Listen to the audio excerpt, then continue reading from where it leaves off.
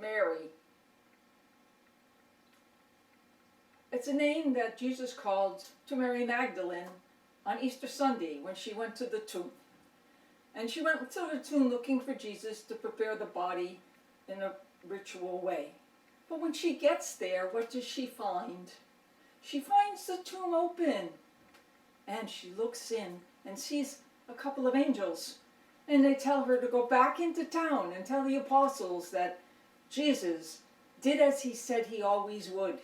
He would rise from the dead. And so she comes out and she's upset. She doesn't know where Jesus is.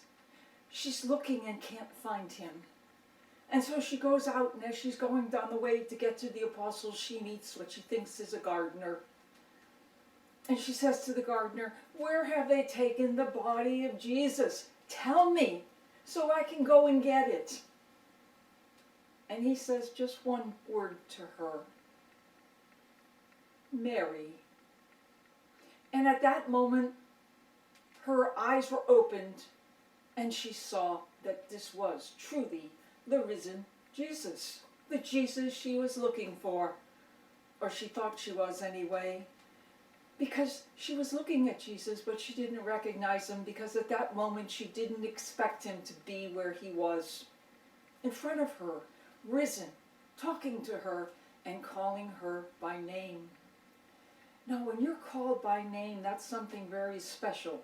It was special in the early days of the Bible when God gave Adam and Eve the commandment to name all the creatures in the kingdom and in the garden. And when you give someone the ability to name something, or you call something by name, then that gives you the power over that person.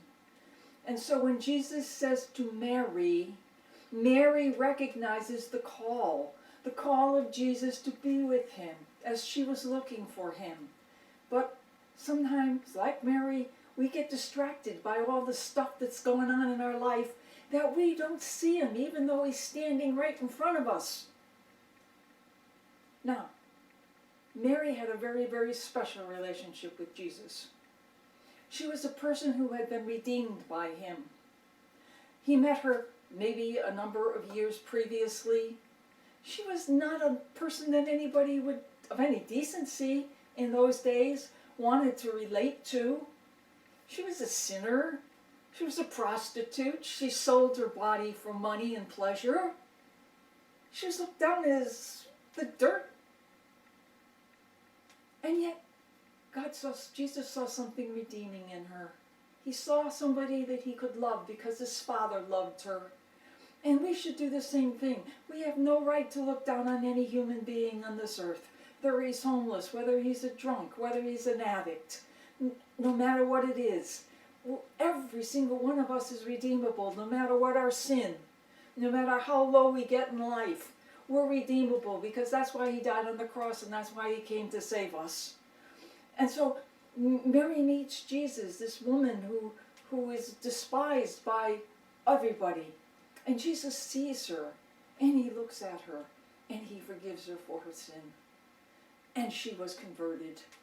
And at that moment, her life was transformed. She gave up her past experiences and her past desires and all that, and she turned around and looked away and walked and followed Jesus.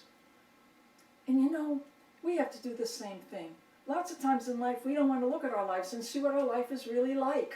We don't want to look at our life and say that, Jesus, we've really, really done a bad job.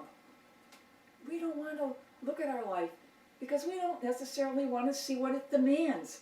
It may demand that we change. It may demand that we give up the way that we're living. It may demand that we become transformed into something that we don't know what we're going to become. We need to change. Because of most times when we stay in the way that we are without guidance from the Spirit and discernment of who we're to be, our life is only going to be on the rocks. And that's not a great place to be. Because the storm and the shore and the wind and the rain, the waves come and beat us and beat us and beat us. And all we do is erode away. What we need to do is have a place to move forward to, and a person who will bring us there. And that's why Jesus came. He came to be our life, our truth, our goodness, and the way to eternity. And we're all like Mary Magdalene. We're all pockmarked. We're all sinful. None of us is perfect. If we were, we wouldn't be here. And Jesus knows that. And God the Father knows that. And that's why he sent us the Spirit, to enlighten our day so that we could see the way clearly to our future. And our future has to be in him. This world is a mess, and it's getting messier every day. It's not even a mess, it's total insanity. Is this way you want to live your life? Is this the way we want the world to be? No. Jesus gave us the way. And the reason why it is this way is because we've lost the purpose of our being, which is first and foremost to love God above all things. And secondly, to love our neighbor as ourself. Now that doesn't mean you have to take your neighbor down the street who you really don't like, she grates on you or he bugs you or something like that. You don't have to bring him into dinner.